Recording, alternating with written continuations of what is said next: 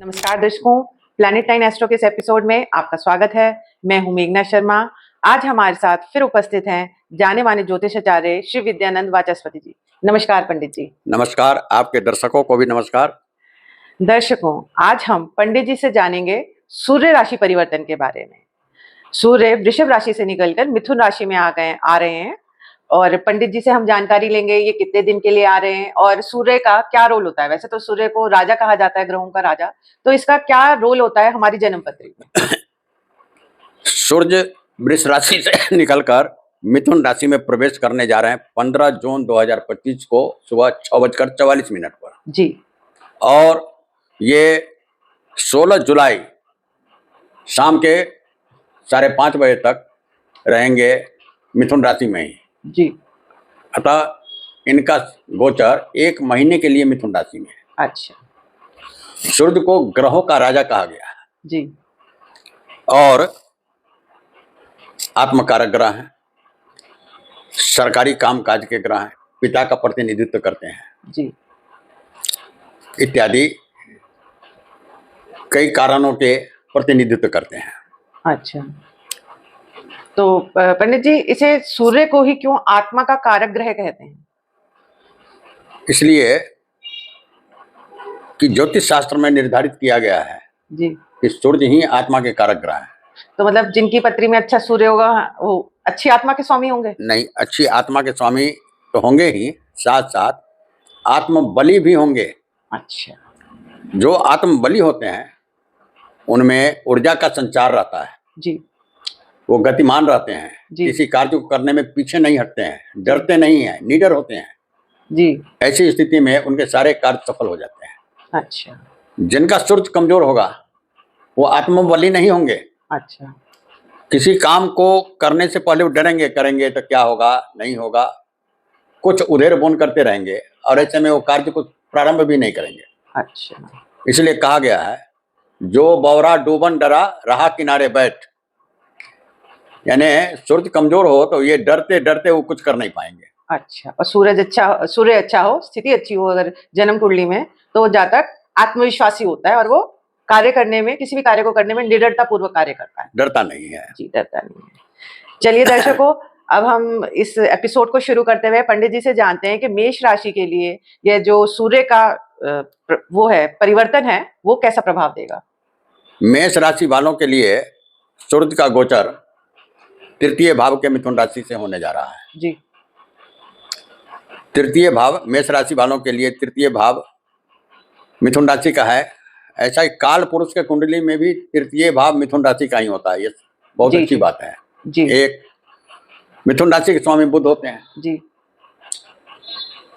बुध सूर्य के परम मित्र हैं। जी। और एक बात और बता दूं कि बृहस्पति भी इसी में गोचर कर रहे हैं, बृहस्पति के भी मित्र हैं।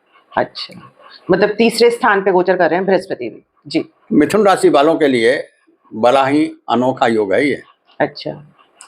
अब तीसरे भाव से जब ये गोचर कर रहे हैं तो इस व्यक्ति में, क्योंकि तीसरा भाव पराक्रम भाव भी है, जी, पराक्रम की वृद्धि होगी, ऊर्जा का संचार होगा, जी, आत्मविश्वासी होंगे, जी, संचार व्यवस्था इनकी अच्छी रहेगी, जी, छोटी छोटी यात्राओं से लाभ होगा, अच्छा,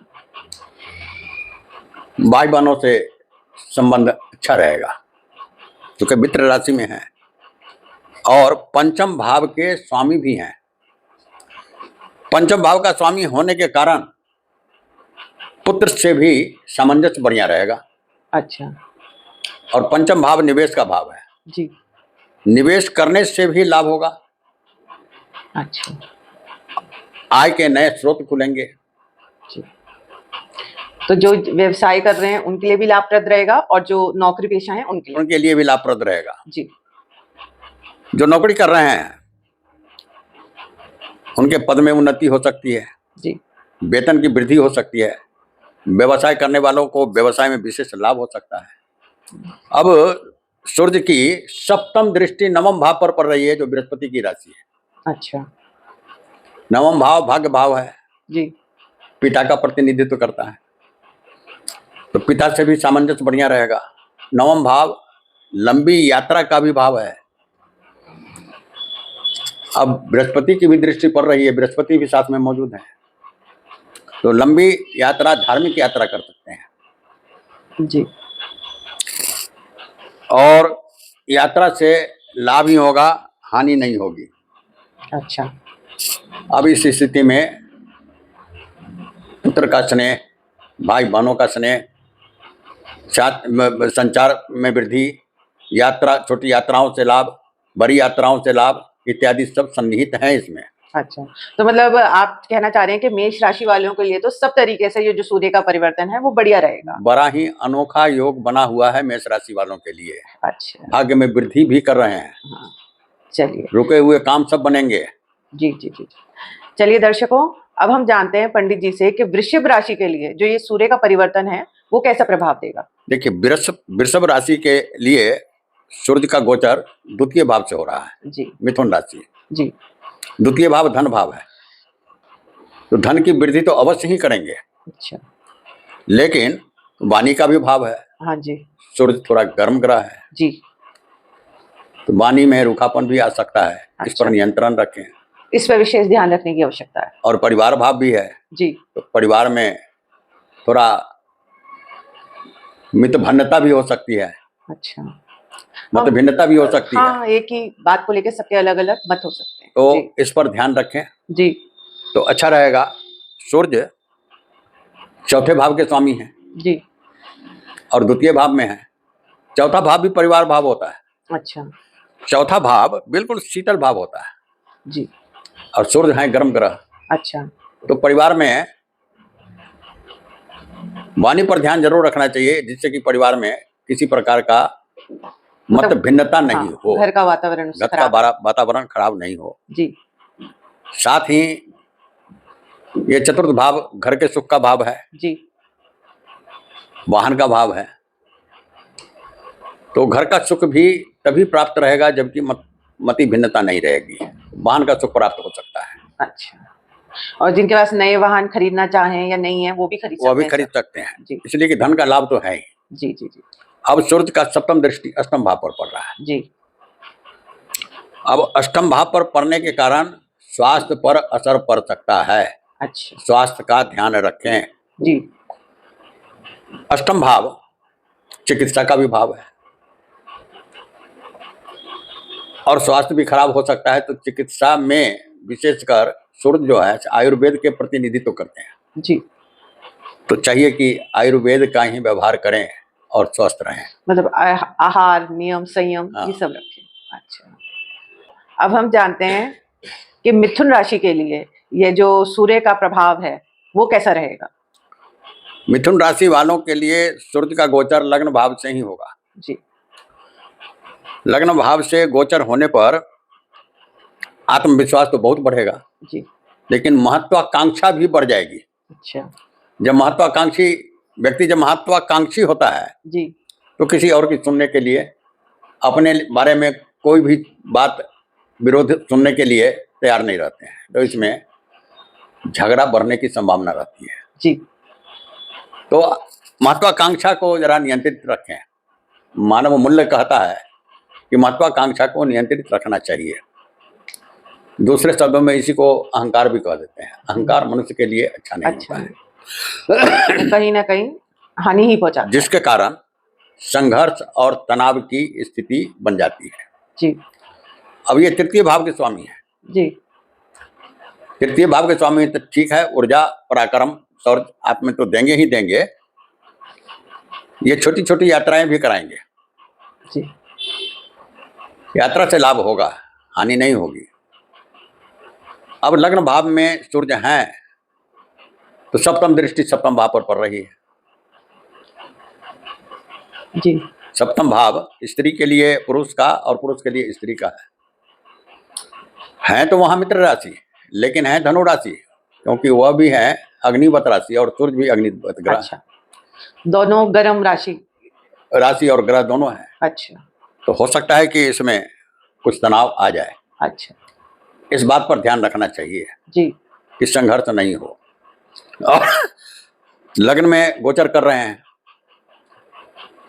तनाव के कारण स्वास्थ्य भी खराब हो सकता है। थोड़ा नियंत्रित रखे अपने महत्वाकांक्षा को, तनाव को, कि शरीर बीमार नहीं पड़े तो अच्छा है। जी जी। चलिए दर्शकों, अब हम पंडित जी से जानते हैं कि कर्क राशि के लिए यह जो सूर्य का परिवर्तन है वो कैसा रहेगा। कर्क राशि वालों के लिए सूर्य का गोचर द्वादश भाव से होगा, व्यय भाव से। जी।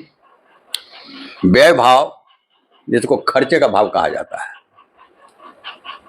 तो यहाँ खर्च पर नियंत्रण रखना चाहिए। अब मिथुन राशि में है, वायु तत्व की राशि में है जी। विदेश यात्रा भी करा सकते हैं, तो इस पर ध्यान रखिए कि क्या आवश्यक है कि नहीं, क्योंकि आपका मन कर सकता है कि हम विदेश यात्रा करें, तो इस पर नियंत्रण रखिए। और ये द्वितीय भाव के स्वामी है, धन भाव के स्वामी है, परिवार भाव के स्वामी है, वाणी भाव के स्वामी है, व्यय भाव में बैठे हुए हैं। धन, परिवार, वाणी सब पर ये ऋणात्मक प्रभाव डाल सकता है। वाणी भी खराब हो सकती है, धन का व्यय भी हो सकता है, परिवार में सामंजस्य की कमी भी आ सकती है। अच्छा। इसलिए इस पर ध्यान दें, वरना हानि उठानी पड़ेगी। और सूर्य का सप्तम दृष्टि छठे भाव पर है, वहां से जी। छठे भाव रोग ऋण शत्रु का भाव है जी। वहां धनु राशि, गुरु की राशि। गुरु की राशि। तो गुरु छठे भाव में सूर्य हो, गुरु हो, तब तो शत्रु संहारक होते हैं। जी। जब 12वें भाव में है तो गुप्त शत्रु का उजागर करेंगे। ये गुप्त शत्रु से बच कर रहे हैं, ध्यान दें। अच्छा। तो अच्छा रहेगा। अच्छा, ठीक है। पंडित जी से अब हम जानते हैं कि ये सिंह राशि के लिए जो सूर्य का परिवर्तन है वो कैसा रहेगा। सिंह राशि वालों के लिए सूर्य का गोचर एकादश भाव के मिथुन राशि में हो रहा है, अच्छा, होने जा रहा है। जी जी जी। तो एकादश भाव आय भाव है, सामाजिक भाव है, मित्र का भाव है। जी। तो यहाँ आय में वृद्धि होगी, अच्छा। सामाजिक सहयोग मिलेगा, सामाजिक वातावरण अच्छा होगा, मित्रों का भी सहयोग मिलेगा। जी। आय के नए नए स्रोत भी खुलेंगे। अच्छा। और ये लग्न भाव के स्वामी हैं, तो ऊर्जावान भी रहेंगे, काम करने की शक्ति भी रहेगी बहुत, जिससे कि आय के साधनों में कोई कमी नहीं आएगी। अब सूर्य का सप्तम दृष्टि पंचम भाव पर पड़ रही है, जहां धनु राशि है। अब पंचम भाव पुत्र भाव भी है, विद्या बुद्धि विवेक भाव भी है, जी। निवेश भाव भी है। तो पुत्र का स्नेह, विद्या बुद्धि विवेक में वृद्धि। अच्छा, और जो विद्यार्थी पढ़ते हैं उनके लिए कैसा रहेगा। जो विद्यार्थी पढ़ते हैं उनके लिए भी अच्छा रहेगा। अच्छा, क्योंकि साथ साथ गुरु की भी दृष्टि पड़ रही है ना। जी जी जी जी। जो शिक्षा के कारक ग्रह हैं, पंचम भाव शिक्षा का भाव है और निवेश का भी भाव है। अगर ये सिंह राशि के व्यक्ति निवेश करना चाहें तो निवेश भी करें, तो उससे भी अच्छा लाभ होगा, लाभ मिल सकता है। जी हाँ। तो मतलब सिंह राशि के लिए आपने सब बढ़िया ही बताया सब कि बढ़िया इनके है। एकादश भाव में आ रहे हैं जो लाभ का भाव है। हाँ। अच्छा, अब हम पंडित जी से जानकारी लेते हैं कि कन्या राशि में ये जो सूर्य का परिवर्तन होने जा रहा है वो कैसा रहेगा। कन्या राशि वालों के लिए सूर्य का गोचर दसम भाव से होगा। जी। अब देखिए, दसम भाव सरकारी भाव है, पिता से प्राप्त होने वाला सहयोग का भाव है, जी। कैरियर का भाव है, व्यवसाय का भाव है। तो कैरियर में वृद्धि होगी या कैरियर में बदलाव भी आ सकता है। जी। नौकरी पेशा वालों के लिए पदोन्नति भी हो सकती है और वेतन वृद्धि भी हो सकती है। व्यवसाय करने वालों के लिए भी यह अच्छा अवसर है, व्यवसाय में भी वृद्धि होगी, आय का स्रोत अच्छा बनेगा। अच्छा। अब ये कन्या राशि वालों के लिए सूर्य 12वें भाव के स्वामी है, जी। तो इस पर भी प्रभाव डालेंगे। जरा व्यय पर ध्यान अवश्य दें, खर्चे पर ध्यान अवश्य दें। जी। अब दसम भाव से सप्तम दृष्टि चतुर्थ भाव पर पड़ रही है तो वहां मित्र राशि, लेकिन चतुर्थ भाव की थोड़ा हानि करेंगे, क्योंकि चतुर्थ भाव बिल्कुल शांत भाव है, शीतल भाव है, सूर्य गर्म ग्रह है। अच्छा। हो सकता है कि वहाँ परिवार भाव भी है, चतुर्थ भाव परिवार भाव भी है, जी जी। तो वहाँ परिवार में कहीं अनबन न हो जाए, इस पर अच्छा। ध्यान रखें। अच्छा, तो अच्छा रहेगा। अच्छा, मतलब कोई भी जो उग्र ग्रह या गर्म ग्रह होते हैं वो शीतल भाव जैसे चतुर्थ भाव में आते हैं तो वो कहीं ना कहीं हानि देते हैं। अवश्य अच्छा। अब चतुर्थ भाव पर दृष्टि पड़ने के कारण रोग की उत्पत्ति भी हो सकती है, और किस प्रकार के रोग की उत्पत्ति होगी उसको छोड़िए, यानी कि स्वास्थ्य पर पूरा ध्यान दीजिए, जी अच्छा रहेगा। जी। चलिए दर्शकों, अब हम पंडित जी से जानकारी लेते हैं कि तुला राशि के लिए ये जो सूर्य का परिवर्तन है वो कैसा रहेगा। तुला राशि वालों के लिए सूर्य का गोचर नवम भाव से होगा। नवम भाव पिता का भाव है, पिता का प्रतिनिधि ग्रह भी है सूर्य, लंबी यात्रा का भी भाव है, धर्म का भी भाव है। जी तो यहाँ गोचर होने से धार्मिक कार्यों में भी बढ़ चढ़ कर भाग लेंगे, जी। धार्मिक यात्रा भी करेंगे, पिता से भी सहयोग और स्नेह प्राप्त होगा। और नवम भाव में जब सूर्य का गोचर हो रहा है तो इनका सप्तम दृष्टि तीसरे भाव पर पड़ेगा। तीसरे भाव पर दृष्टि पड़ने से फिर शौर्य और पराक्रम में भी वृद्धि होगी, जी छोटी छोटी यात्राओं से लाभ भी होगा, यानी कि आय में वृद्धि भी होगी। अच्छा, एवं प्रकार से आय में वृद्धि भी होगी। मतलब तुला राशि के लिए बढ़िया ही है ये। जी हाँ, और रह गई बात एकादश भाव, ये तुला राशि के लिए एकादश भाव के भी स्वामी है जी। और नवम भाव में है, तो आय के नए स्रोत भी खोल सकते हैं। अच्छा धन का आगमन भी अच्छा ही रहेगा। जी, ठीक है। दर्शकों, अब हम पंडित जी से जानकारी लेते हैं कि वृश्चिक राशि के लिए ये जो सूर्य का परिवर्तन होने जा रहा है वो कैसा रहेगा। वृश्चिक राशि वालों के लिए सूर्य का गोचर अष्टम भाव से होने जा रहा है मिथुन राशि में। जी। अष्टम भाव में गोचर होने के कारण वृश्चिक राशि वालों के लिए सबसे पहले अपने स्वास्थ्य पर ध्यान देना पड़ेगा। अच्छा। क्योंकि स्वास्थ्य जब अच्छा है तभी दुनिया हरा भरा है। स्वास्थ्य पर सर्वप्रथम स्वास्थ्य पर पूरा ध्यान रखें। हाँ, जैसे पंडित जी ये कहावत भी है ना, पहला सुख निरोगी काया। हाँ, पहला सुख निरोगी काया, इसलिए स्वास्थ्य पर ध्यान दें। खान पान रहन सहन ऐसा रखें कि स्वास्थ्य खराब नहीं हो। 1 महीने तक तो ये नियंत्रण करना है, 1 महीने तक ध्यान देने के लिए कोई बहुत बड़ी बात नहीं है। और ये 10th हाउस के ऑनर हैं और अष्टम भाव में आने से ये करियर में भी बदलाव ला सकता है। अच्छा। व्यवसाय में भी बदलाव ला सकता है। तो सोच समझकर बदलाव लाएं और व्यवसाय भी सोच समझकर बदलें, हानि भी हो सकती है। अच्छा। और सूर्य की सप्तम दृष्टि द्वितीय भाव पर पड़ रही है, तो द्वितीय भाव पर पड़ने से धन का लाभ तो होगा जी। लेकिन ये करियर में बदलाव, व्यवसाय में बदलाव, ये हानि भी कर सकते। बड़ा सोच समझ के बदलना पड़ेगा, मतलब नहीं तो हानि हो सकती है। हाँ। और अगर सोच समझकर काम करें तो धन का लाभ भी हो सकता है। अच्छा। मिश्रित परिणाम दे रहा है ये। अच्छा, लाभ भी हानि भी दोनों प्रकार का परिणाम दे रहा है तो सूर्य का थोड़ा गोचर संयम वृश्चिक से राशि में। चलें और ध्यान से सोच समझ हाँ। के कार्य करें। अच्छा, दर्शकों, अब हम पंडित जी से जानते हैं कि धनु राशि के लिए ये जो सूर्य का परिवर्तन है वो कैसा रहेगा। धनु राशि वालों के लिए सूर्य का यह गोचर सप्तम भाव से होगा। जी। और सप्तम भाव मिथुन राशि का है, वायु जी। तत्व की राशि है, जी। अग्नि तत्व के, सूर्य अग्नि तत्व के ग्रह हैं, तो अग्नि तेज होगी इसमें। अच्छा। पति को पत्नी के लिए, पत्नी को पति के लिए ये जरा संभल कर चलना पड़ेगा। अच्छा, मतभेद हो सकते हैं। मतभेद हो सकते हैं, और जब मतभेद होते हैं तो हानि होती ही है।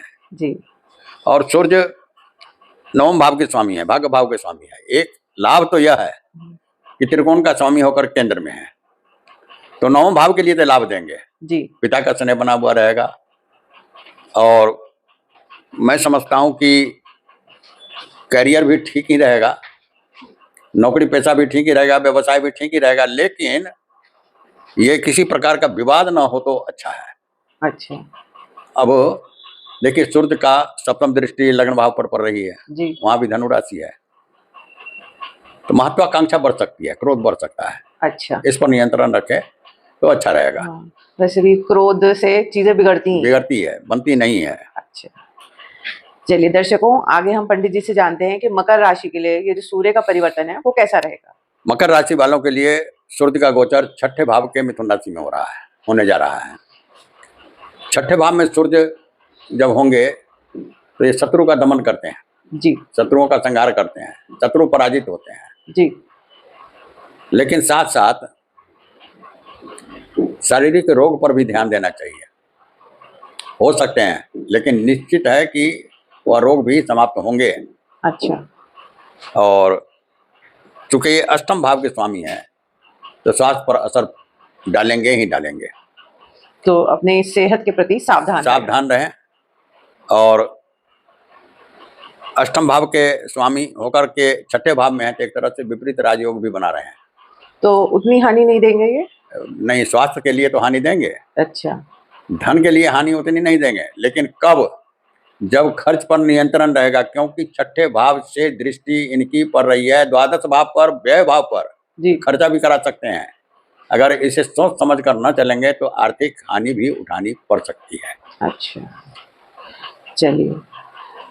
दर्शकों, जो पंडित जी सावधानियां बताते हैं उनको भी आप जरूर ध्यान में रखें। अब हम जानते हैं पंडित जी से कुंभ राशि के लिए ये जो सूर्य का परिवर्तन है वो कैसा रहेगा। कुंभ राशि वालों के लिए सूर्य का परिवर्तन पंचम भाव से हो रहा है। जी पंचम भाव विद्या, बुद्धि, विवेक का है, संतान का है, निवेश का है। जी। तो इन सब चीजों में लाभ देगा। अच्छा। संतान से स्नेह बना रहेगा, विद्या, बुद्धि, विवेक में वृद्धि होगी, निवेश में लाभ होगा। सप्तम भाव का स्वामी होकर के पंचम भाव में केंद्र का स्वामी होकर के त्रिकोण में है, तो आपसी पति पत्नी में आपसी वातावरण भी अच्छा रहेगा। अच्छा। इसके अलावा पंचम भाव से दृष्टि पड़ रही है एकादश भाव पर। अच्छा। तो लाभ के भी पूर्ण आसार हैं जी। व्यवसाय में वृद्धि हो सकती है, करियर में वृद्धि होगी, नौकरी पेशा वालों को वेतन वृद्धि भी हो सकती है, पदोन्नति भी हो सकती है। अच्छा, तो मतलब कुंभ राशि के लिए तो ये अच्छा ही फल देंगे। हाँ जी। हाँ। दर्शकों, अब हम इस क्रम को आगे बढ़ाते हुए अब हम आ गए हैं आखिरी राशि मीन राशि पे। तो मीन राशि के लिए ये जो सूर्य का परिवर्तन है वो कैसा रहेगा। मीन राशि वालों के लिए सूर्य का परिवर्तन चतुर्थ भाव से होगा। जी। चतुर्थ भाव तो जानते हैं शीतल भाव है, सूर्य जरा गर्म है, और साथ में ये छठे भाव के भी स्वामी हैं। तो परिवार में कुछ मत भिन्नता हो सकती है, इससे वातावरण परिवार का खराब हो सकता है।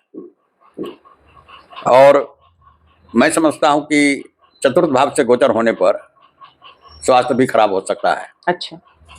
तो इस पर ध्यान दें।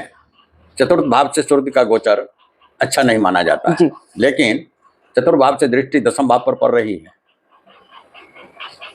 तो स्टेटस में वृद्धि होगी, करियर में वृद्धि होगी, नौकरी पेशा वालों को पदोन्नति भी हो सकता है। अच्छा। और वेतन वृद्धि भी हो सकता है। व्यवसाय करने वालों को व्यवसाय में भी वृद्धि हो सकती है। जी। नए नए आय के स्रोत भी खुल सकते हैं। जी। हमने जाना पंडित जी से सूर्य राशि परिवर्तन के बारे में जो 15 जून से हो रहा है, जो मिथुन राशि में आया है। पंडित जी, जैसे आपने बताया हर एक राशि का अलग अलग फल है, किसी का मिश्रित है, किसी को अच्छा लाभ है, किसी को कम लाभ है। तो इसके चलते हुए आप हमें एक उपाय भी बताएं जो हमारे दर्शक आसानी से कर सकें। सूर्य का उपाय। 2 उपाय बताते हैं जी। सूर्य को नित्य प्रति जल अर्पित करें।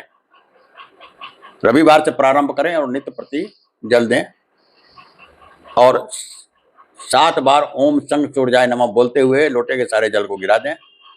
इसके बाद सूर्य को नमस्कार करके फिर वापस आ जाएं। वैसे तो प्रक्रिया बहुत लंबी है, लेकिन इतना भी करें तो ठीक रहेगा जी। दूसरा एक और अच्छी उपाय बता देते हैं। कम से कम प्रत्येक रविवार को, ये सूर्य का गोचर अभी हो रहा है, इससे मतलब नहीं है, मतलब है कि अगर प्रत्येक रविवार को सभी वैसे भी वैसे अगर आप इस उपाय को करेंगे तो अच्छा रहेगा। गेहूं का 2 रोटी लें जी। 50 ग्राम एक गुड़ का डली लें, एक रोटी में डालें, दूसरे से ढक दें और उसको फोल्ड करके गाय को खिला दें।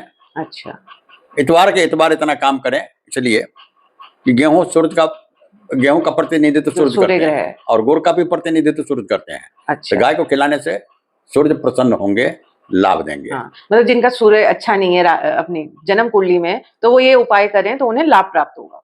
एक बात और बता देते हैं। हाँ। ये काम करते रहना चाहिए, इसलिए सूर्य आदि पितर भी हैं, पितरों के भी पितर। जी। तो सूर्य की उपासना करने से जिनके कुंडली में अगर पितृदोष है तो वह भी शांत होगा। अच्छा अच्छा। पितृदोष भी शांत होना बहुत आवश्यक है। जी जी जी। चलिए दर्शकों, आज पंडित जी से हमने जानकारी ली सूर्य राशि परिवर्तन के बारे में जो 15 जून को होने जा रहा है। मेष से लेके मीन राशि तक पंडित जी ने हमें सारा राशिफल बताया और उसके उपाय भी बताए। अगर आपको हमारा ये वीडियो पसंद आया है तो लाइक करें और हमारे चैनल को सब्सक्राइब अवश्य करें। अगर आप पंडित जी द्वारा जन्म कुंडली का विश्लेषण करवाना चाहते हैं तो नीचे दिए गए नंबर पर संपर्क अवश्य करें। धन्यवाद। नमस्कार। नमस्कार।